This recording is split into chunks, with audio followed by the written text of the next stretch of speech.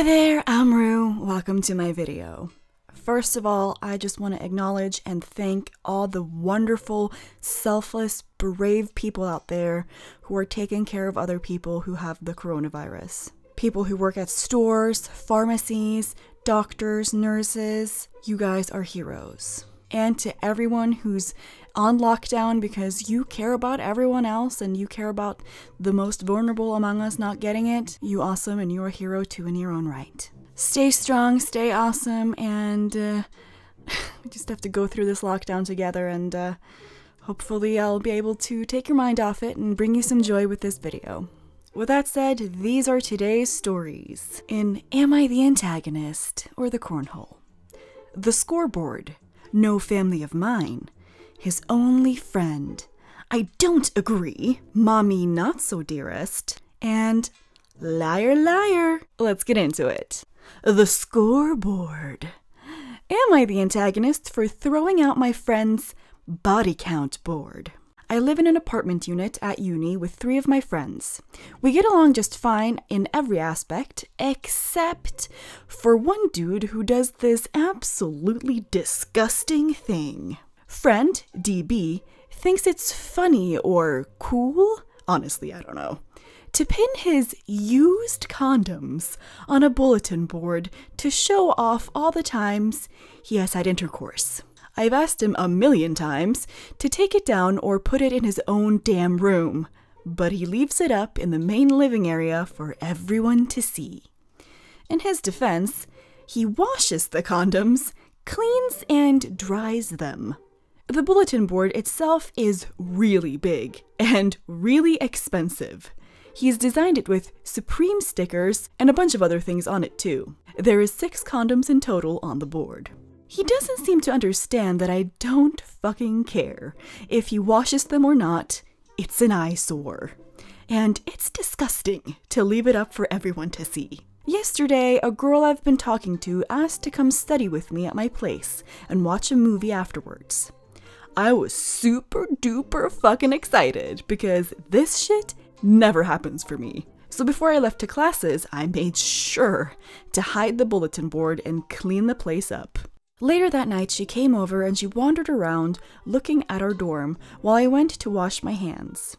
When I came back, the fucking bulletin board was back on the wall, and she was staring at it. She looked really uncomfortable and she asked me what it was.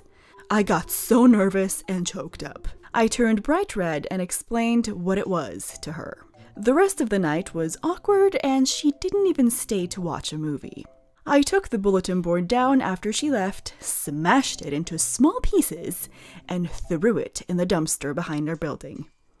DB asked me where the board was today, and I told him exactly what I did with it. I do feel bad for reacting that way, but I was angry, and the body count board was bound to be thrown out one way or another. Am I the antagonist?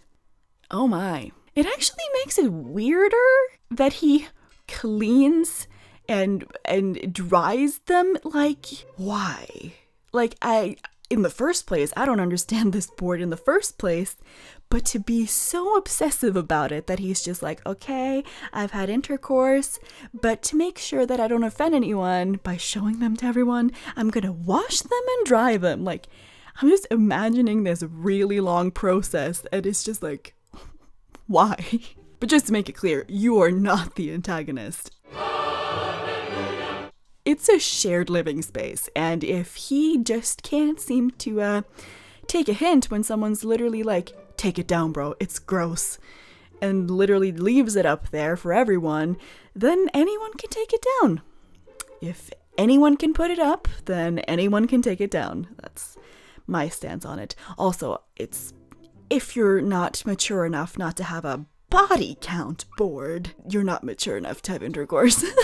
As far as the girl though, you know, you should have just laughed about it and been like, my friend is nuts. And if she didn't get it then maybe you should have clarified that you're not into the body board. I don't know if you did that, but that's really important because maybe she was like, this weirdo is gonna put any condoms we use together on the board, so I'm not gonna sleep with him. but yeah. Next! No family of mine.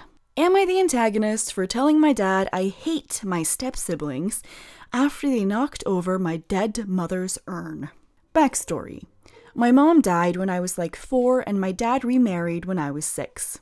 My stepmom is alright and I don't have any problems with her. She had 3 kids from a previous relationship.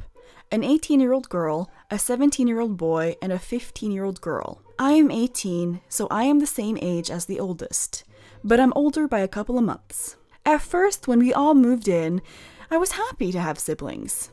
But the feeling wasn't mutual at all, and they excluded me a lot from things, saying that I'm not one of them, and other crap like that. Me and the 17-year-old fought a lot, like almost daily. Nothing too bad, just dumb kid brother stuff. Our parents nipped that in the bud, but arguments with him were daily till I was like 13 and just gave up. The 18-year-old hates me because of me and her brother fighting a lot, and same with the 15-year-old. My dad and stepmom tried to make us all one blended family, but it just didn't work. I was open to it, but they were intent on just blocking me out. Around 12, I just stopped trying and did my own thing. I have absolutely zero relationship or attachment with any of them. Main problem. I was away at a friend's house and I forgot to lock the door to my room. My step-siblings have had a problem with going into my room because I keep my stuff organized and I'm the only one with a TV in my room, I paid for it, and they watch TV. I usually just let them to avoid talking to them. I have a mini memorial of my mom in my room that has a plaque of my mom and her urn. It's not much, but I like it. I guess all 3 were watching TV and somehow my urn got knocked over. A lot of the ash is now in my carpet and now it's basically just an empty thing. When I got home, I flipped my shit. I got bad enough that my dad came into my room and sent them out. When I told him what happened, he said that he's sorry and that he will talk to them. This is where I may be the cornhole. My dad said something about never being too mad at family. I had had enough and told him exactly this. They aren't my family, they have made my home life shit for years and now knocked over the ashes of my mom. I fucking hate them. He went quiet and didn't say anything and just left my room. My step-siblings haven't apologized, not that I'd accept anything they say. I feel bad about what I said to my dad, but I don't regret a word of what I said. Am I the antagonist? It might hurt your dad to know that he basically destroyed your childhood by bringing these kids in just because he loved this woman. I think that maybe was, that hurt him, but I don't think you were the antagonist. They're obviously so awfully behaved, and your stepmother and your dad have no control over them, and they're basically just a bunch of assholes, that what do you expect? And for him to say, oh, don't be too mad at family, you're not family, you're just like roommates that don't get along. I've never been a fan of the whole blended family thing where people are like, it's just gonna be all good. Like, you can't just go into that and be like, it's just gonna be all good. That's not how that works out, even just a tiny percentage of the time. You have to work so hard to make that work because kids can be assholes. And to be quite honest, like, if the parents realized that this was so toxic that, the kids are unhappy, they shouldn't have lived together until the kids moved out because that's just some detrimental stuff, And the fact that they've been like this for years just shows me that they're not really being held responsible for being so shitty to you. I don't blame you at all. You're not the antagonist, no. Next! His only friend. Am I the antagonist for causing my son to lose his only friend? Our 13-year-old son has a disability from birth. He uses crutches to walk and has a speech impediment. Other than that, he's very bright and kind. He is even studying everything a grade ahead than what he's supposed to. He's been homeschooled for the last 2 years because of how severe the bullying got. And it kills me to say this, but he's never had an actual friend other than his younger sister. We've tried so hard to facilitate friendships, but it's never clicked. Several months ago, we got new neighbors. Our son and their son were the same age and they started hanging out. My wife and I were happy beyond words. My son was so extremely happy to finally have a friend his own age. Last month, we were made aware of videos the boy was making of my son and sending them to children from his school. Very cruel words were used in the video, including the R slur. I'm just gonna say it so we'll know what word it is. Not that I think it's an okay thing to say. Retarded is the word he used. We were heartbroken to find out that our son was aware of the videos and was allowing his friend to make fun of him just so they could hang out. Despite his protests, I brought up the video with the boy's parents. I was furious. To their credit, they were extremely apologetic and the mother was so upset she cried. The boy was very embarrassed and was made to apologize to my son. But he's now refusing to become friends with my son again, which has devastated him. I'm now second-guessing all my actions, and I'm wondering if I should just have reached out to the boy in private. My son didn't want me to involve the parents, but I did it anyway. I'm feeling very guilty. My wife is also very upset over the whole thing. We've already started therapy for our son. I'm just wondering if I did the right thing here. My son won't even talk to me anymore. Yeah. I think you did the right thing. I think there are some things where you need to respect your children's wishes in regards to whether or not you should involve parents of other kids, but this was not okay. And I think if you hadn't brought it up with the parents would have never known that they needed to teach their kid not to be such an a-hole.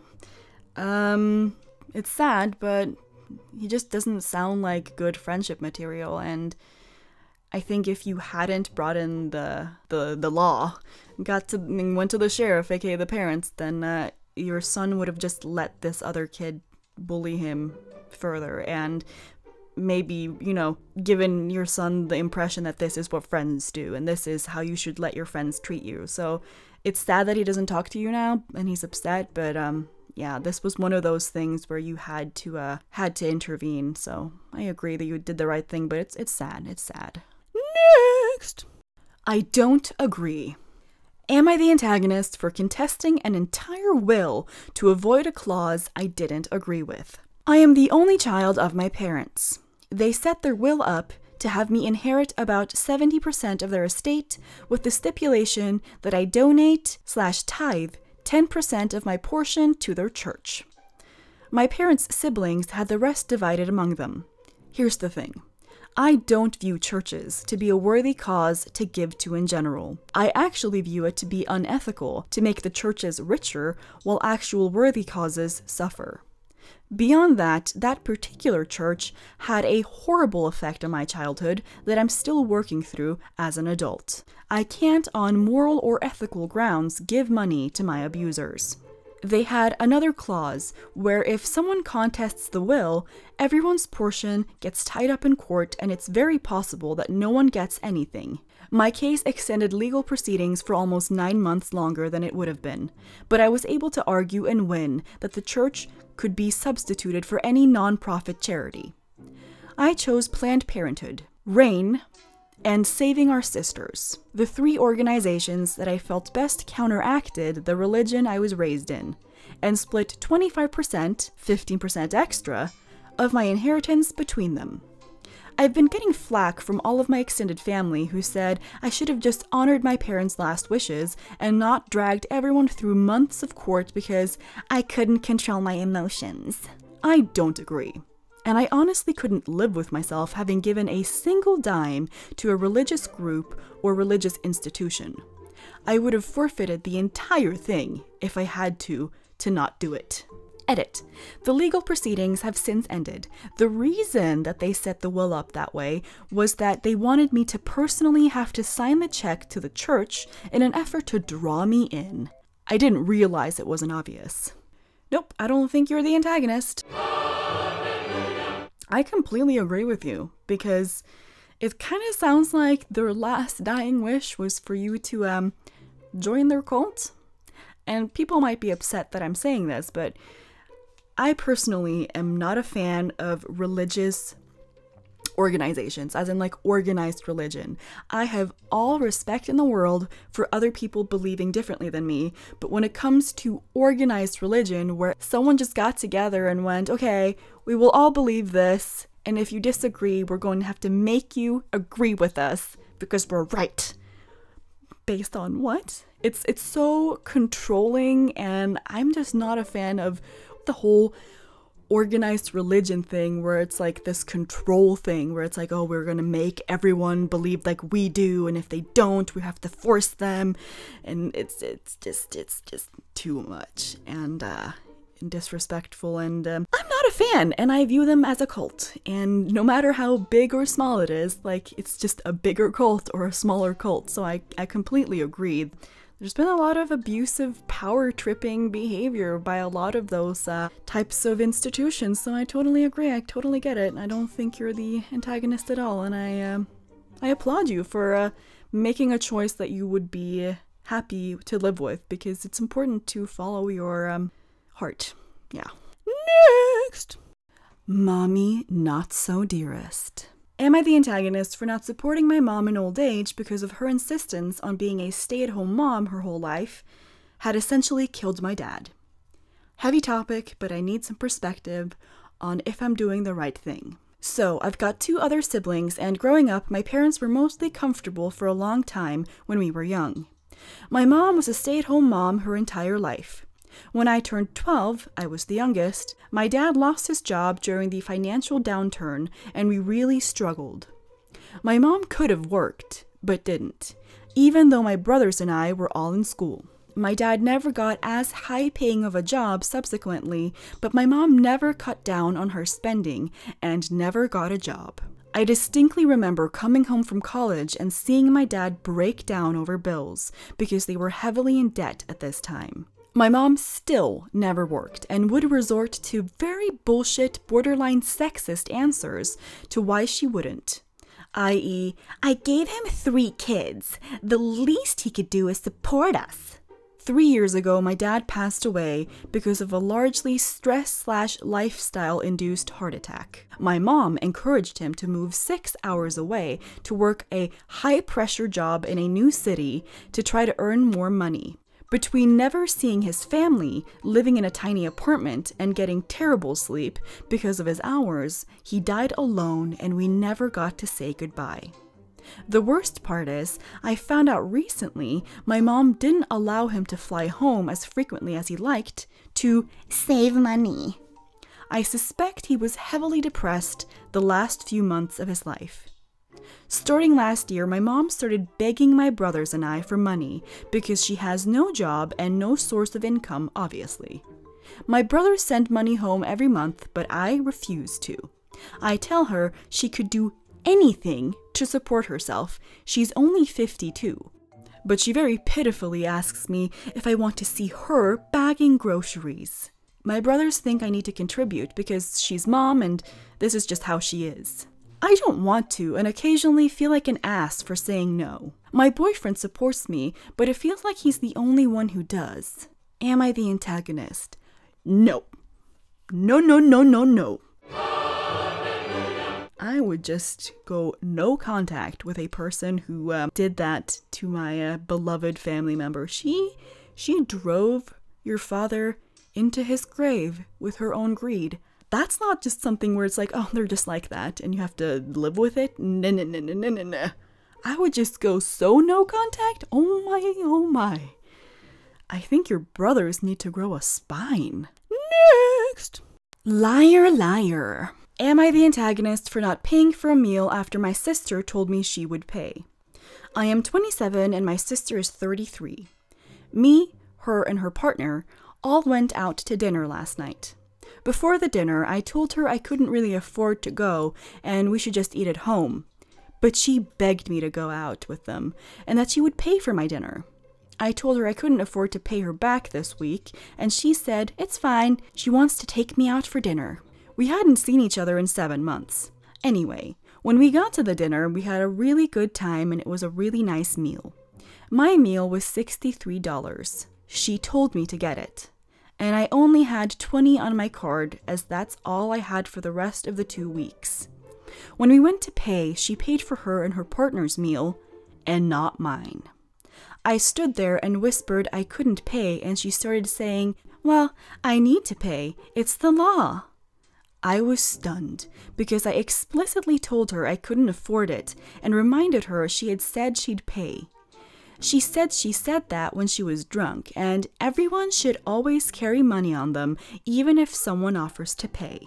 Her partner ended up paying, but on the car ride home, she belittled me and embarrassed me, and her partner even had to say, "That's enough," and for her to stop. She said I was spoiled and entitled. I would never have gone if I knew this would happen. So, am I the antagonist? No?